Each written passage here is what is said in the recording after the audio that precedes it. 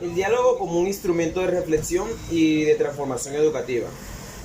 En primera instancia, la razón de tratar este tema se presenta con el interés de considerar el diálogo como un acto influyente, dado que implica un intercambio de información a través de la cual se logra expresar o comunicar no solo ideas o conocimientos previos, sino que expandimos mediante ese acto de diálogo dichos conocimientos o ideas. De manera que, en el ámbito educativo, el diálogo genera una relación entre enseñanza y aprendizaje, en cuanto al desarrollo de una interacción que ayuda en el objetivo de compartir y contener conocimientos significativos que harán que surja una conexión entre las personas implicadas en el proceso de la educación. Ahora, yéndonos un poco más hacia el ámbito educativo, el diálogo ejerce como un instrumento, ya que a través del intercambio de información logramos llegar a una reflexión sobre algún tema abordado, y mediante este proceso es que seguidamente se logrará una transformación educativa. Específicamente en el escrito, que lleva por nombre el diálogo, un instrumento para la reflexión y la transformación educativa, el diálogo se manifiesta como una construcción que ya no es suficiente con que se dé de maestro a alumno, sino que ahora se busca que se abarque la participación de los estudiantes también, para que se pueda propiciar el intercambio de opiniones, que, aunque erróneas, harán posible un medio para la mejoría de los conocimientos ya obtenidos. Ahora tendremos en cuenta las ventajas que ofrece el diálogo en la educación. Dialogar nos permite conocer qué tan correcto es lo que sabemos, y el diálogo influencia también no solo a obtener habilidades de comunicación, sino que también aprender cómo comunicar nuestras ideas y cuestionar lo que sabemos. Por tanto, se puede decir que el diálogo ofrece las siguientes ventajas. Primero, el diálogo nos permite reflexionar de manera positiva sobre objetivos o cuestiones que hayan sido propuestas en pro de alcanzar una mejoría en cualquier ámbito como el educativo.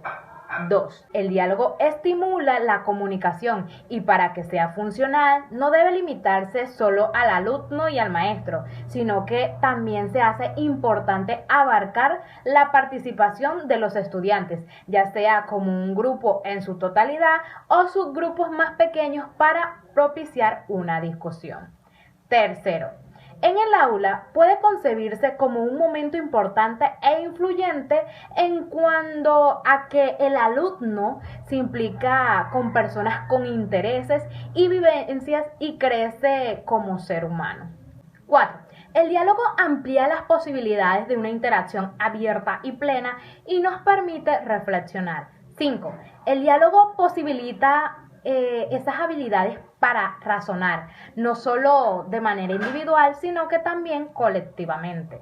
6. El diálogo grupal favorece la relación cognitiva y los nexos afectivos. 7.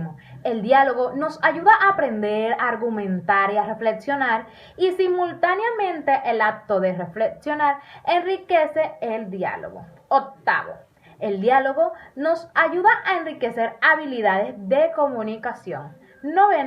El diálogo es una vía para disponernos a buscar y a construir nuestro propio conocimiento.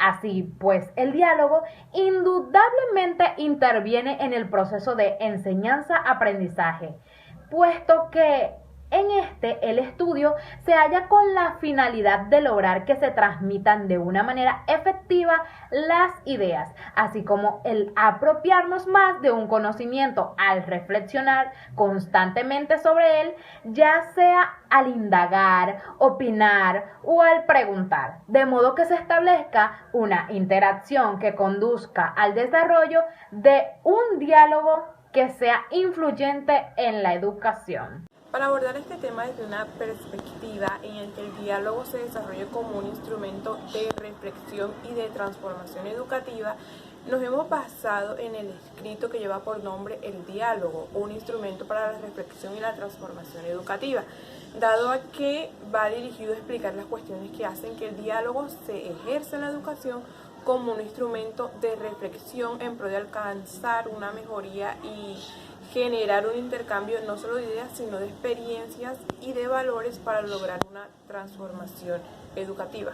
El escrito podría ser explicado como una guía hacia las implicaciones que subyacen tras el diálogo, pues un término como este, consolidado como un medio para aclarar dudas, llegar a diferentes conclusiones sobre un tema o proponer diferentes soluciones a un problema, contiene mucho más para ofrecer, dado a que en la educación, donde se busca constantemente preparar a los educandos para adquirir nuevos conocimientos, el diálogo es permanente y es un acto que genera relación entre el educador y el alumno y entre los propios estudiantes. De ahí que contiene significancia a la hora de ofrecer nuevos conocimientos.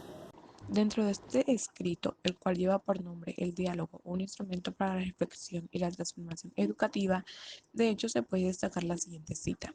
Solo inmersos en el diálogo, los niños pueden generar los criterios para hacer buenas preguntas en clases y perfeccionarlas gradualmente. Esto les posibilitará indagar, investigar, cuestionar sobre lo que aprenden y problematizar acerca de lo aparentemente verdadero. Se puede agregar que, en efecto, el proceso de diálogo posibilita la apropiación sobre nuevos conocimientos. De ahí que surjan nuevas preguntas y o interrogantes que ayudan a los estudiantes a lograr una mayor estructuración de las ideas para comunicarlas con más asertividad.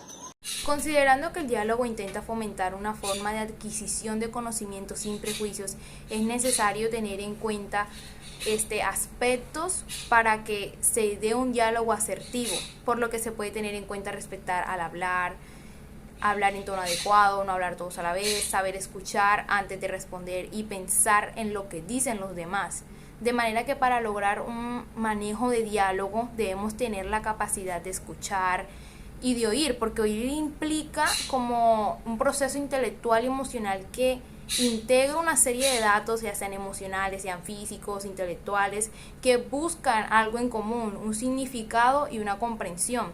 Y aquí es donde entra la comunicación asertiva.